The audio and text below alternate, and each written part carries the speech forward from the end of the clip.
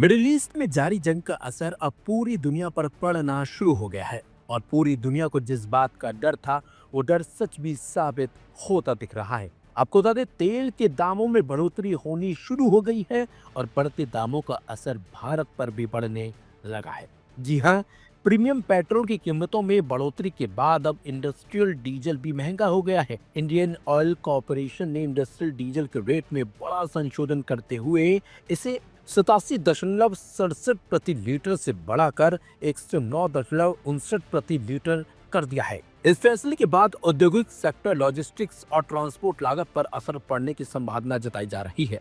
Industrial diesel आम petrol pump पर नहीं बिकता है, इसे सीधे फैक्ट्रियां, बड़े जनरेटर, माइनिंग कंपनियां, कंस्ट्रक्शन साइट और पावर प्लांट खरीदते हैं। इससे पहले तेल कंपनी ने ब्रांडेड और हाई ऑक्टेशन श्रेणी के प्रीमियम पेट्रोल की कीमतों में करीब 2 प्रति लीटर तक बढ़ोतरी की थी। हालांकि सामान्य पेट्रोल की कीमतों में फिलहाल कोई बदलाव नहीं किया गया है, जिससे आम उपभोक्ताओं को तत्काल राहत मिली है। आर्थिक विश्लेषकों के मुताबिक अगर फ्यूल लागत में यह रुझान जारी रहता है तो इसका असर धीरे धीरे महंगाई और सप्लाई चेन पर भी दिखाई दे सकता है। फिलहाल बाजार की नजर अंतर्राष्ट्रीय तेल कीमतों और तेल कंपनियों के अगले फैसलों पर बनी हुई है। ऊर्जा बाजार के जानकारों का कहना है कि यह बढ़ोतरी वैश्विक कच्चे तेल बाजार में अस्थिरता और आपूर्ति को लेकर बड़ी चिंता का संकेत है। मिडिल ईस्ट में जारी संघर्ष ने वैश्विक ऊर्जा सप्लाई चेन पर दबाव बढ़ाया है, जिससे तेल कंपनियों की लागत में इजाफा हुआ है। इसी कारण चुनिंदा ईंधन श्रेणियों में कीमतों में इजाफा किया गया है। हालांकि आम उपभोक्ताओं के लिए राहत की बात यही है कि सामान्य पेट्रोल और डीजल की कीमतों में फिलहाल कोई बदलाव नहीं किया गया। विशेषज्ञ मानते हैं कि ईंधन लागत में इस तरह की वृद्धि का असर अप्रत्यक्ष रूप से आम उपभोक्ताओं तक भी पहुंच सकता है।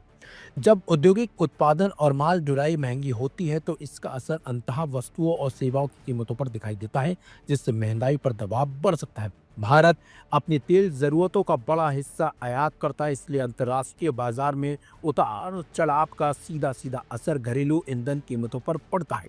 फिलहाल सामान्य पेट्रोल और डीजल के दाम स्थिर रहने से आम वाहन चालकों को तत्काल राहत जरूर मिली है, लेकिन ऊर्जा बाजार की अनिश्चितता के बीच आगे और बदलाव की संभावना से इनकार नहीं किया जा सकता। लेकिन जिस तरह से अब तेल की कीमतों में इजाफा देखने को मिल रहा है, उसका सीधा सीधा असर आम लोगों पर भी पड़ना शुरू हो चला है। सुनिए आम लोगों का क्या कुछ कहना है इस पर। वही कांग्रेस ने इसे लेकर मोदी सरकार को घेरा है। तो महंगाई बढ़ी है तो अपने जेब पे भारी पड़ेगा। ठीक है, सैलरी तो बढ़ नहीं रही है और महंगाई बढ़ती जा रही है। बस ये आम जनता को परेशान और वो किया जा रहा है। देखिए, आप भी टू व्हीकल्स यूज करते हैं, वाहन चला रहे हैं, तो कितना असर जेब पे पड़ेगा? सर बहुत फर्क पड़ेगा। ठीक है, दिन भर में 400-500 का तेल डलता है, अब उसके 600 बढ़ जाएंगे। हाँ? और कमाई वैसी जीरो जीरो है, आगे कमाई बढ़ नहीं रही है, यही फायदा नुकसान होगा। प्रीमियम मैं भरवा दिया नहीं, मैं नॉर्मल पेट्रोल ही भरवाता हूँ, मुझे आइडिया नहीं है। बाकी पेट्रोल बेसिक चीज है, तो रेट बढ़ा है तो फर्क तो पड़ेगा ही पड़ेगा काफी, क्योंकि हर कोई आदमी पेट्रोल यूज करता है, तो नेसेसिटी है, बेसिक नेसेसिटी है, तो फर्क तो पड़ेगा।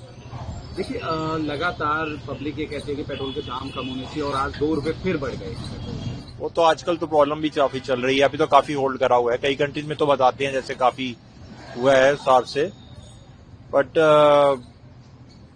कई ज्यादा असर पड़ेगा जेब पर, काफी असर पड़ेगा। हाँ, उस पर ज्यादा पड़ेगा काफी, क्योंकि टू व्हीलर तो बेसिक में ही आता है, जरूरत के लिए भी चलता है और वैसे भी चलता है। चलो, काम के लिए चलाना ही पड़ता है, चाहे जितना भी रेट हो जाए, काम के लिए गाड़ी चलानी पड़ती है।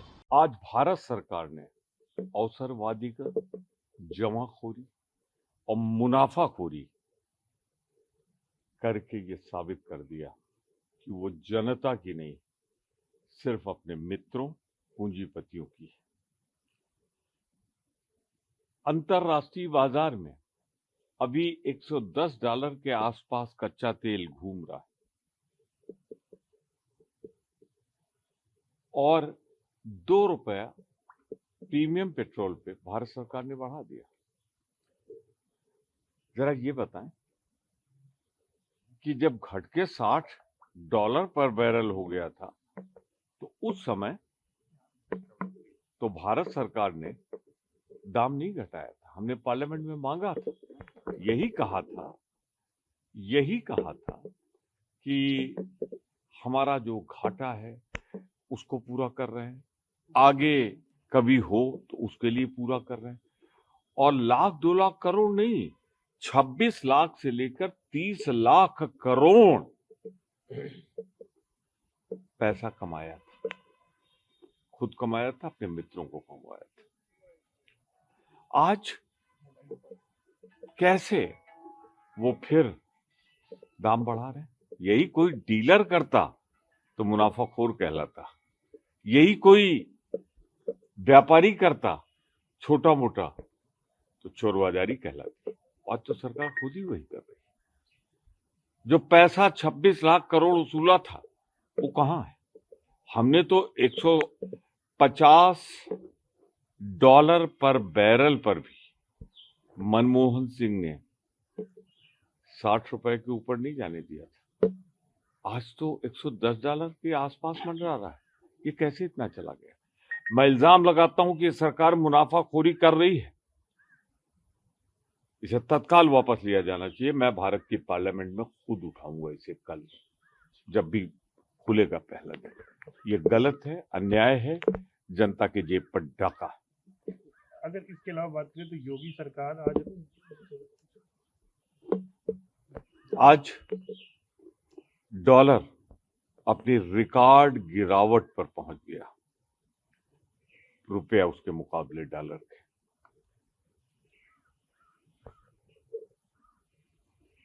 93 रुपए 75 पैसे के बराबर एक डॉलर हो गया। 67 पैसा आज गिरा है। गिरावट की इंतहा है। मोदी जी, आप भूल गए? मुख्यमंत्री गुजरात के रूप में आपने कहा था कि जैसे जैसे रुपए की साख गिरती है, देश की साख गिरती है। ये तो मोदी जी ने, आप ही ने कहा था ना कि लगता है ये प्रधानमंत्री की उम्र के उस पार निकल जाएगा। उनकी उम्र के पार तो नहीं निकला। आज आपकी उम्र से ये लगभग 20 रुपए ज्यादा के आसपास पहुंच गया है। मैं पूछना चाहता हूं, आज अगर भारत की साख गिर रही है तो मोदी जी, क्या आप नैतिक जिम्मेदारी लेते हुए इस्तीफा देंगे या फिर माफी मांगेंगे जनता से? डॉलर की ये गिरावट अंतर्राष्ट्रीय बाजार में भारत के व्यापार को प्रभावित करेगी।